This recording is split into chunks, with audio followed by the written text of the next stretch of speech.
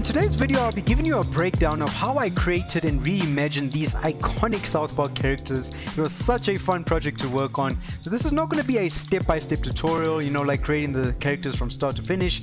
Instead, I want to give you some insight into my thought process and my overall workflow for creating characters like this. So we'll be using a bunch of 3D programs as well as artificial intelligence to generate all of those really uncanny valley but believable looking faces. So if you want to see how this is done, then without further ado, let's get started.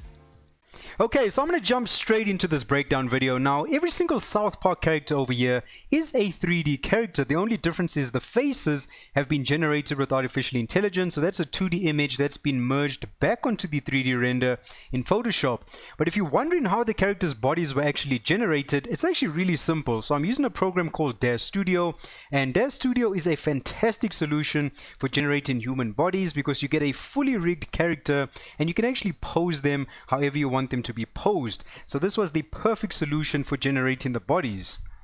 So if we look at our buddies Kenny, Stan and Kyle, we can see that their overall build is pretty average. So in this case, I can just use one of the default pre-installed characters. So that will be a Genesis 8 basic character, and this is what he looks like. But the biggest issue is this looks like a fully grown man.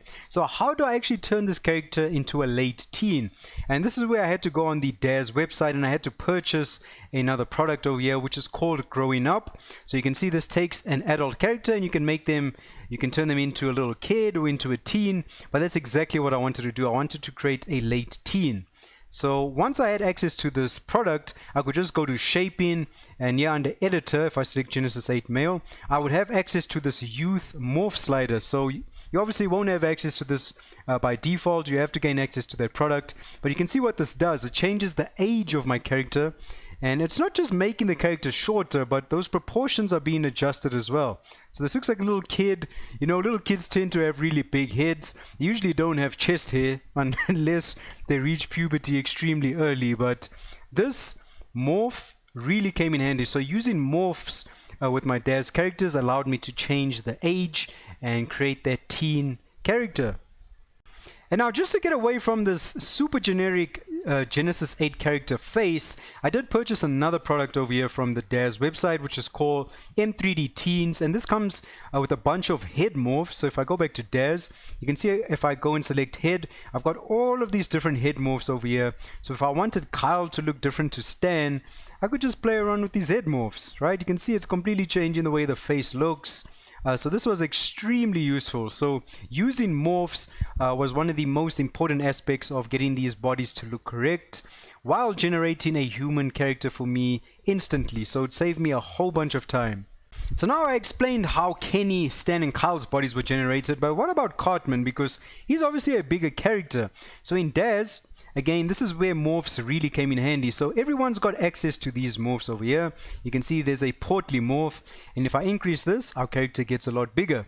But I felt like this just didn't look that great, right? Our character wasn't big enough, so I had to go back onto Daz and I gained access to another product over here called George for Genesis 8 male. So you can see this dude is pretty big, and this would work out perfectly for Cartman. So if I go back over here, I've already got this morph installed. So here's George, so pay attention to portly, but now if I use portly and I use George at the same time, here's the George morph, you can see our character gets a lot bigger. So this is exactly how I generated Cartman's body using that George morph. So there's our buddy Cartman. So you can see just how much time Daz can save you, and these morphs really come in handy. So let's say I've used my morphs, I've created my character. Now here's something really important I do, because in the next step I'm actually going to be creating the outfits in Marvelous Designer. So I prepared two files. If I go to pose and animate, and on frame 0, I want my character to be in an A pose, because I always draft my garments on an A pose. It just makes the process of creating garments a lot easier. And then on frame 1, I can actually create a posed state for my character, and this is where Daz is extremely powerful, because this character is completely rigged. So any joint on the body that I select, you can see that I can move it around and I can create a new pose. And if I go to the parameters over here as well, I can even select like different parts of the body, go to pose controls, and there's even additional posing controls over here, so I can make this character have a fist. There's just so much you can do with this rigged body that it is truly amazing. So then I would create a pose. So on frame 0, I've got the A pose, and on frame 1, I've got a posed character. And then I'll go ahead and save these out as their own individual OBJs. So since we're still talking about exporting OBJs, let me show you my export settings. So remember I said 2 files. So the A pose, I'll go to export, and on the desktop I just created a folder called breakdown, and I'll just call this like character A pose. Click on save, and these are my export settings for the OBJ. Then I click on accept, it saves out the character and all of the texture maps as well. Then I would do the exact same thing for this posed state. So my program of choice for creating the garments is called Marvelous Designer. Now, this program is absolutely incredible. So from here I would import an OBJ of Cartman. Let's say I've saved out a T-pose. These would be my import settings. I make sure my scale is on auto scale, and I'll click on OK. So you can see on the side over here we have a 2D window which allows you to draft these flat patterns, which is also a way of you creating your UVs. So this would be the front of my garment, this is the back, and these are the sleeves. Now I have a lot of tutorials on my channel if you want to find out how to use this program, but I'm just showing you what I used for the garments. So once all of that is arranged in the 3D workspace and I press spacebar or this button over here to simulate, you can see that it actually starts wrapping this 2D or flat image around our character. And now I've got this garment over here on Cartman, and I can even sew these bottom pieces together to actually close this part of the sleeve so that we get a complete garment.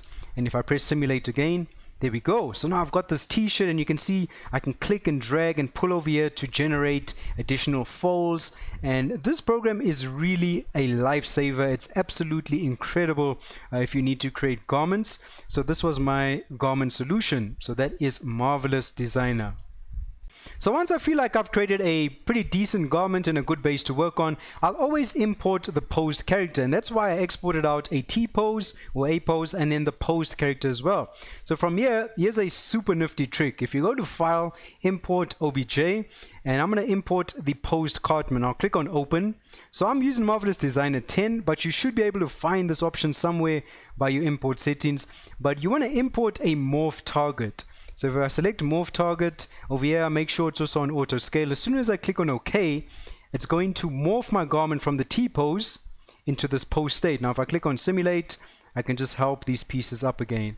But there we go. So now I've got the garment on this pose state of Cartman, and then from here I can continue working on this, detailing it, getting the fit to look really cool on our character. And just one more tip, if you're working with bigger characters like this and you didn't want to adjust this pattern, you know, to make it a little bit bigger, because right now it looks like it's really tight, all you have to do is you can select pattern pieces like this, and on the right under simulation properties, by shrinkage, weft and warp, so this weft adds fabric horizontally, so it'll make it bigger horizontally, and warp does it vertically. So if I put this on a value of 130 for these pieces, you can see it made this a lot wider. So that's a really cool trick that you can use to adjust the overall size of garments without having to alter the pattern. But yeah, now I just wanted to show you how I import the pose state using that morph target feature. So I'll just continue working on the garment and creating additional pattern pieces as well, like the pants. And then at the end, I'll select everything, bring down my particle distance to 5 or 3. So this is almost like you're subdividing the mesh or making it a lot more dense, which brings out a lot more quality with your garment. And yeah, from there I would go to context menu. I would quadrangulate this to put it in quads. And even under the UV editor, I would go to reset UV to 2D arrangement and then fit all UV to 0, 1. So that packs all of my UVs into one tile. And then I can just arrange that differently however I see fit for this particular garment. But there we go. Then I would export out these individual pieces as its own OBJ. So the top, I would select it like this, and I would export OBJ selected, and I'll just say top, click on save. Now I applied thickness in Marvelous Designer, so I don't need to do that in Zbrush for the purpose of this garment. So I'm good to go. I would select multiple objects, thick, unified UV coordinates, very important so that I retain my UVs. I want it on centimeters dash studio at 100%, and then click on OK. And then from there I can import this into Zbrush and do some further detailing. And now in Zbrush I would import my Cartman character as well as those garment pieces from Marvelous Designer and just do some additional detailing. So a super handy brush that I always use is called Damn Standard. So if I select one of these garment pieces, if I hold on Alt, it basically inverts its function. So by default, this digs into the mesh, but Alt, you can see, does this invert. So this is a great way to sculpt, some additional folds or tension detail on your garment. It really comes in handy. And I can also use, hold on Shift and use the smooth brush to get rid of some folds. So just by doing this additional detailing in ZBrush really helps to push these garments further. And you can see over here I've also got these buttons. So I created my own insert multi-mesh brush with a whole lot of buttons that I can just simply click and drag on my garment. So like I said, just spend some time in ZBrush detailing this further, then I'll export out these individual pieces as OBJs and take that over to Cinema 4D to assemble the scene and render it with Octane Render. Alright, so now I would actually go ahead and import all of those OBJs, that I exported from ZBrush, so my cartman, the garments and all of that, bring it into Cinema 4D because this is where I assemble my scene. This is where all the magic happens to create that final image. So I just want to show you how the scene is actually set up. It's actually extremely basic. So I created this curve backdrop. If I zoom out over here, I've created like a studio curve backdrop for Cartman. And then there's just two lights in the scene. You can see we've got a top-down light that's angled like this, and we've got this backdrop light as well. So if I just snap to this camera, that backdrop light makes the background look really nice. You'll see if I actually hide that. The background looks very flat right now, but having this backdrop light, which is just a regular area light with the power reduced a little bit, creates this really nice frame-in shot for Cartman. So it kind of looks like a studio photo. And then the main light on top. I don't like to have too many lights on my scene. Usually I just work with one light, but in this case I did want that backdrop light. So that's it when it comes to the scene setup and the lighting. And then with the camera settings over here, I am using a little bit of some depth of field, but that usually comes in handy obviously for any close-ups, especially, let me zoom in over here, and I will be explaining, I want to show you the before and after of this material because displacement really came in handy over here to push this material further. But anyway, you can see I'm using some thin lens with this aperture, so we get this nice depth of field. So this is perfect for close-up shots. And then on my camera imager, I'm using the linear response. Right, I bumped up my highlight compression, so if you have any blown out highlights, putting this on 1 really helps to alleviate that issue. And just playing around with some of the exposure and gamma. And I did apply some bloom as well, so it makes some of the areas where the light is touching glow a little bit more. You can see it's quite subtle, but it does make a difference. It's actually really subtle in the scene. So that's the basic camera settings. Now let me show you the before and after of this material for this cardigan, right? In case you're wondering, how did I actually detail this? So if I go to the cardigan over here and I go to displacement, right? All of this detail is being driven with displacement. You'll see if I just click on clear, and this is what the garment looks like without displacement. It looks really flat right now, and this works for certain garments, but in this case I really wanted some displacement. So let me bring that displacement back. And you can see it really makes a huge difference. Just let that, send that back to Octane Render. So I am using some displacement, and these are some patterns that I created. These are tileable displacement patterns. It's part of a pack on my Gumroad. So this is from 100 tileable displacement patterns, and I've got this category over here called fabric, and I'm just using one of these fabric patterns. I think this is from part 2. So this is a part 2 displacement over here, which is this one, and I've just applied it onto this garment. So you can see it makes a really huge difference. It's now lifting up the surface of our garment, adding some more dimension onto it, which makes it look a lot more believable, especially because I was trying to create this knitted cardigan. So I just wanted to show you how I was doing that. So that's all driven by displacement with quite a low value, and I also decreased the UV size.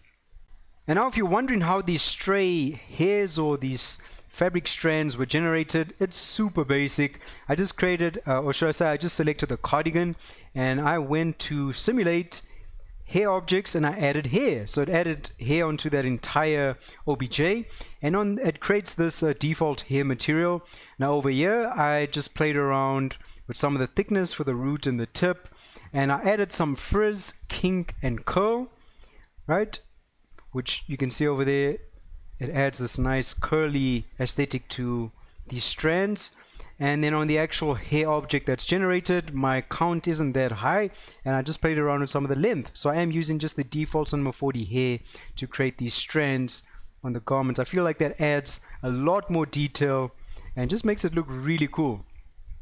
So now I'm at the end of my project. I've set up the scene, the lighting, and all of the materials, and I want to set up that final camera that frames my shot. So this is the shot that I use for Cartman, and it's also the image that's going to be uploaded to Artbreeder. So Artbreeder is going to analyze this image, it's going to crop this region, and it's going to generate a believable face for us using artificial intelligence.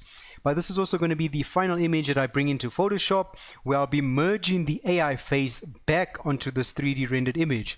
So once I have my shot like this, I'll render this out, maybe a high sample count. I use path tracing on 1000, and just save this out as an image, and then I upload this to Artbreeder. So this was the image that I rendered out of Cinema 4D and Octane Render, and like I said, when you upload this to Artbreeder, it notices the face, it crops the face, and then it'll generate a face for you. So here we go. This was the image, right? So this is the image, and once it was uploaded, this was the result that it gave me. Now you can see I've already created these variations of that face, but this is what Artbreeder decided to generate for me, which is fantastic because it's now given me a much more believable face. But you can see that I can push this a lot further to get some really interesting results. Now in order to upload your own photos on Artbreeder, you have to pay for a subscription. I think it's $10. If I remember, it's $10 a month, and you'll be able to upload photos onto their cloud service. You'll be added to a queue, and then once the image is uploaded, you'll be able to select it like this. But this is what blew my mind. This is where the power truly comes in. You've got access to all of these sliders, so you can see if I just play around with some of these sliders, like if I decrease some of the chaos over here, it's going to alter the result that I get. So you can see now Cartman starts to look a lot better, because it's merging this with another image with the artificial intelligence. You can see maybe if my character was a lot shorter, I can reduce their height, and it also changes the way they look, which is so cool, right? If I wanted my character to be older, I just increase the number on the slider, right? Increase their age, and that's going to make them look older. So Artbreeder is incredible, but the most mind-blowing aspect of this workflow is the fact that this lighting is being respected by Artbreeder. So if I bring up this image, like look at this image that's been generated by Artbreeder. All of this lighting on the face, on the nose, on the chin, it's been retained and respected by Artbreeder. So when it comes to, you know, merging this face back onto the 3D render, it's going to be incredibly easy. But like I said, you got all of these sliders. You want to make your character happy? There you go. Increase the happiness slider, and we've got a happy version of Cartman. So that's all I did. I played around with these sliders until, you know, I got these different versions. So now I'm done on Artbreeder. I can click on this icon and download this image. It even saves it out. It saves it out in quite a high resolution.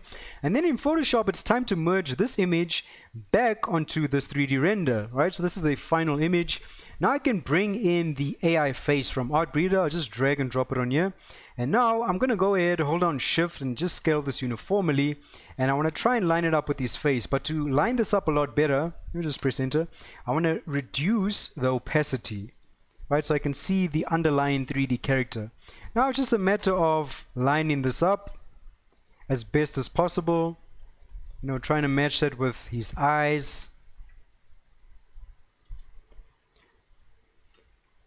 And there we go.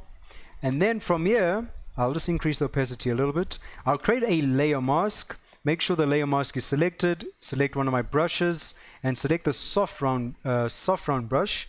Now with black, when it's on black, you'll be erasing from the Artbreeder image. So you can see those areas are being erased. And now this is all I'm doing. And then if I invert this to white, I'll basically bring those regions back. So it's a non-destructive workflow. And now it's just a matter of merging this onto the 3D image. And now let's increase that opacity. And now again, you see the lighting matches perfectly. So I don't have to, you know, play around too much with adjusting the lighting, because it just works. Right? That's the power of Artbreeder. It's respecting the lighting. So when it comes to merging this face back on, it's incredibly easy. Right now, the 3D render did have some hair as well. Do that here by the ears. And you can see just how easy that was to merge the AI face. So before, after, right? Before and after, before and after, and the lighting is exactly the same, so it looks natural and it blends perfectly. So once I've got my image on here, I'll save this out as a PNG or OBJ, and then I'll head over to an app on my phone called Faceapp, where I can add additional weight to the face and generate some new expressions. So now I'm on my phone and I'm using another AI program called Faceapp. This is exactly how I added some more weight to Cartman's face, how I generated new expressions, especially the smiling expression. And I did the same with Kenny, Kyle, and Stan. Maybe if I wanted to make Kyle's nose bigger, you can do it super easy with this program. With this app. So I've loaded in the image, and to create that classic reimagined Cartman face, because right now his face does look a bit chunky, but I wanted to make it look like really extra thick. So I just went to sizes, and you'll see there's an option here called big face. So I click on big face, and boom, there we go. We've got our Cartman, and it's as easy as that. Now these other options that say pro, you can actually use them as well. You just need to watch an ad for 30 seconds. But yeah, there we go. So I just used big face, and then I click on apply. And now if I go to smiles, this is the smile impression I used. It's called classic. As soon as I click on that, there we go. It generates a smile for Cartman, and it looks incredibly natural. It's almost scary how natural that smile looks. So there we go. AI is generating a smile for us, and AI adding some additional weight to the face. And I just click on apply. Now you can see, maybe if you want to add a beard to your character, you can do that as well. You can even play around with the age. So if you wanted your character to look a lot younger, you can even click on young.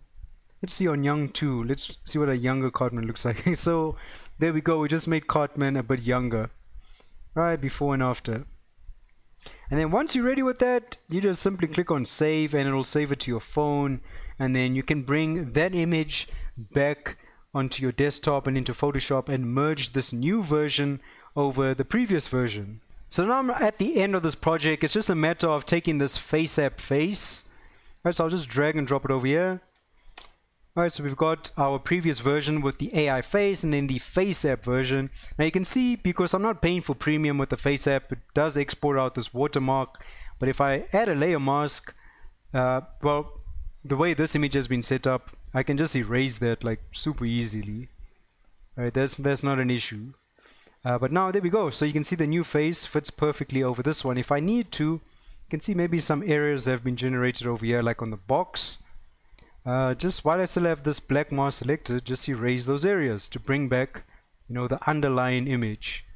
But this is exactly how I did this. This is how I made Cartman's face a lot bigger, and most importantly, these expressions. I love the way this app generates these smiling expressions. They look so cool and they look so natural. And yeah, there we go. So we've got Cartman. Now let's roll this all the way back. There was the default 3D render. Here was the render with the Artbreeder face merged on. And then here's the final image with the Faceapp render. And it looks really cool. So we've got our buddy Cartman with these cheesy poofs. And yeah, there we go. Okay, so that's going to be the end of this breakdown video. Now I use these techniques for every single character and for their reimagining. So you can see just how powerful it is to combine both 3D and 2D with artificial intelligence, especially with generating these faces. It's such a fun workflow. I had an absolute blast reimagining these characters, and I just wanted to give you guys some insight into how it's actually been done. So hopefully it's been useful. Let me know what you guys think in the description below. What do you think about this reimagining? Could you guys actually see this being a movie with these characters visualized like this? I would honestly love to see a realistic CGI version of South Park. But anyway, there we go. You guys are super awesome. I truly appreciate the support on this channel so much. Stay tuned for some more videos and tutorials, and goodbye.